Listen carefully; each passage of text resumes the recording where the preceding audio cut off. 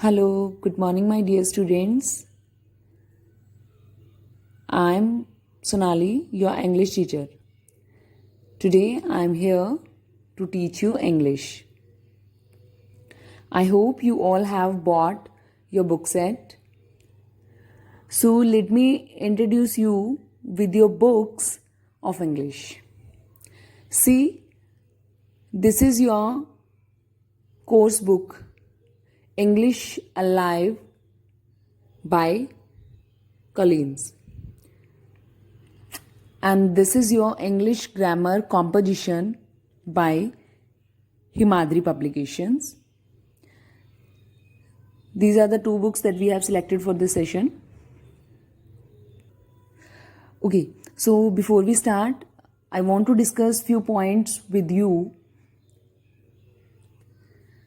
First of all, I request to all my students to watch the videos posted by the teachers regularly and carefully. And better complete your work on daily basis to avoid any pendency in the work.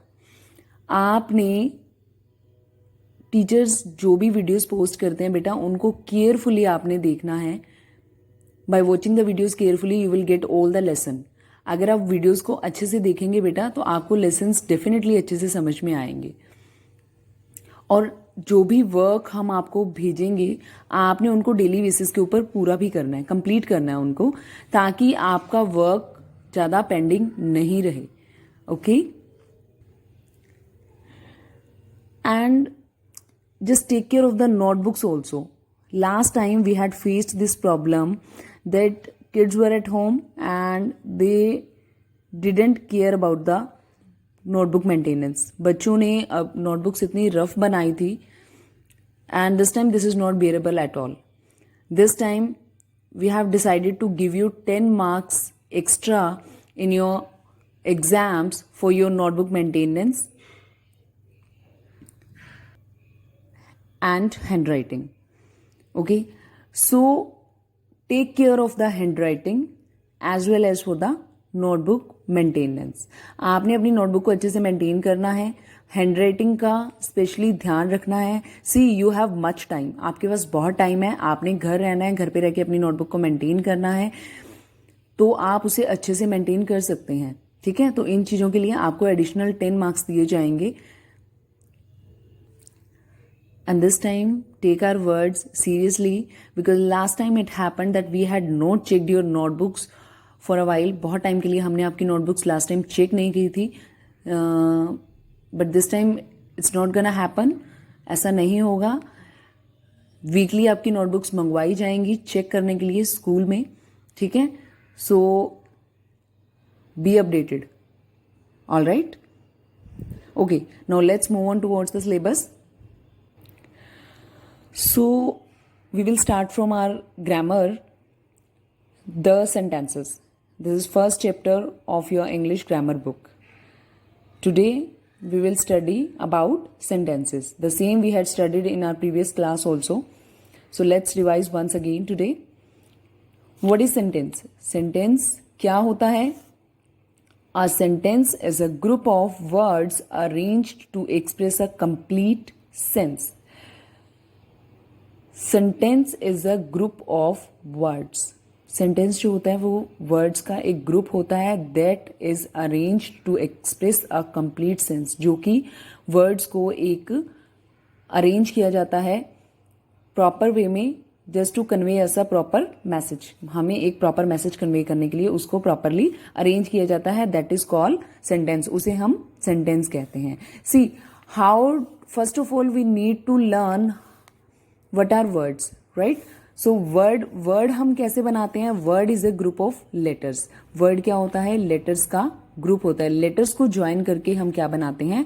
words बनाते हैं. for example see PRKA, these are the letters. These are the letters. So by joining all these 4 letters we have made this word. हमने इस word को बनाया है park. Now it has become a word. So by joining the letters we make words, and by joining the words we make the sentences. Okay, now see sentence. Sentence is a group of words and word is a group of letters. Sentence, a group of words. See the example, Raju school to went. Now see, this is also a group of words. ये भी तो एक words का group ही है ना, Raju school to went, but it is not making any sense. Group of word doesn't mean that it is a sentence. Group of words का मतलब ये थोड़ी ना होता है कि वो sentence है. Word should be arranged in proper order. Words को proper मोड में अरेंज भी किया हुआ होना चाहिए, उसे हम सेंटेंस कहते हैं.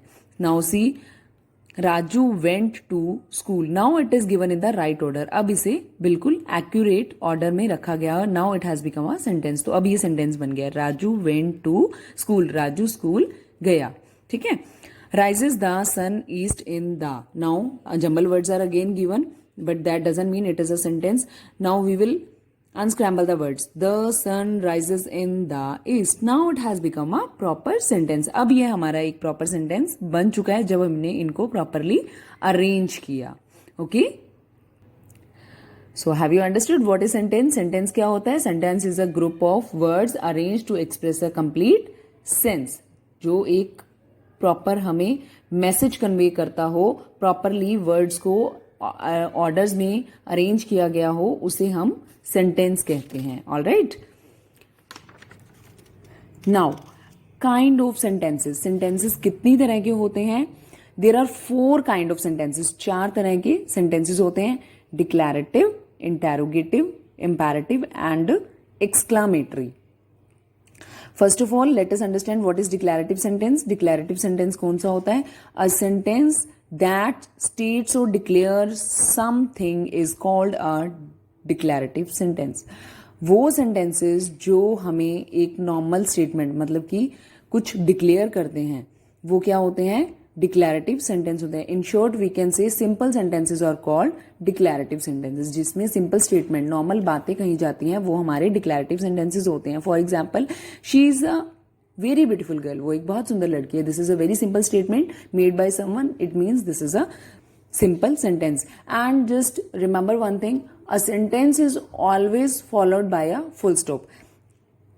सेंटेंस के लास्ट में हमेशा एक फुल स्टॉप जरूर लगाया जाता है. The boys were playing. लड़के खेल रहे थे. ये भी एक सिंपल सेंटेंस है. This is just telling, this sentence is just telling us the boys were playing. Nothing is unusual. Okay, so this is declarative sentence. Now next is interrogative sentence.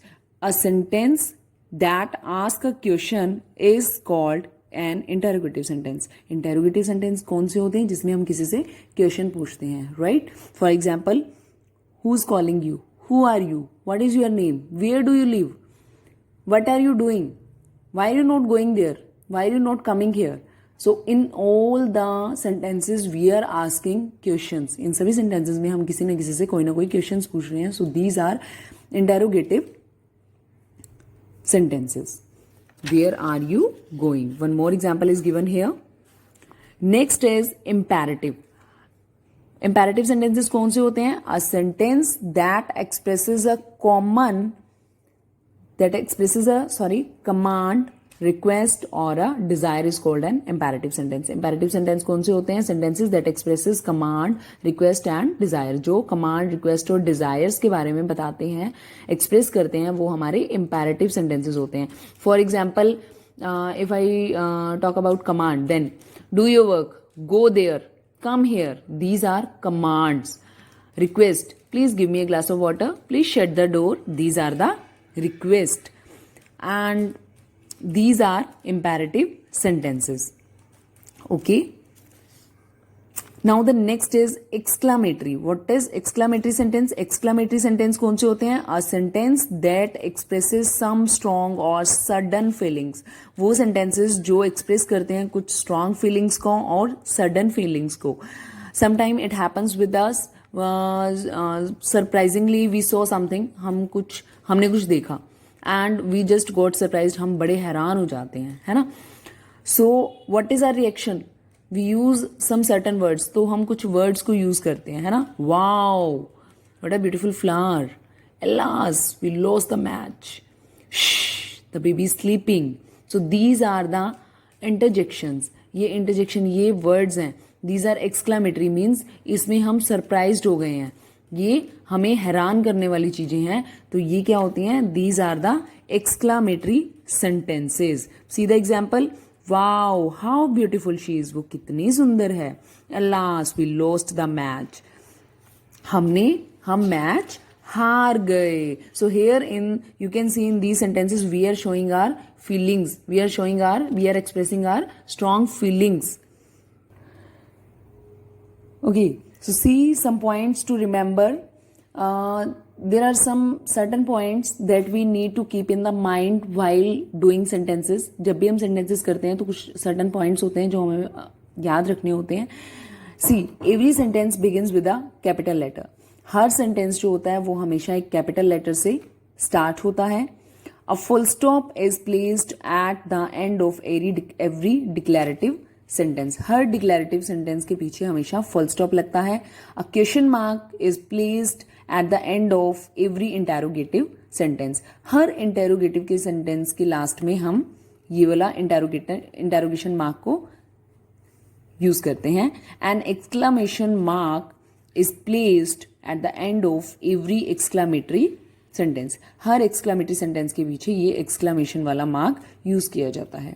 Okay, and one more thing जो मैंने देखा है usually बच्चे इस चीज में बहुत mistake करते हैं, that is the position of full stop. Where we have to place the full stop. ये फुल स्टॉप जो होता है ये हमें कहाँ लगाना होता है? Accurate position of full stop is in a sentence. See, full stop is always placed at the end of the sentence and in the foot of the last letter. ये जो last letter हमारा होता है उसका जो ये foot होता है उसके बिल्कुल पास में हम full stop लगाते हैं. Okay, see the position you can see here. Fine. Okay, so keep these points in your mind while doing sentences. Fine बच्चे, hope you have understood this. Now try to solve the exercises of this chapter. Okay, thank you.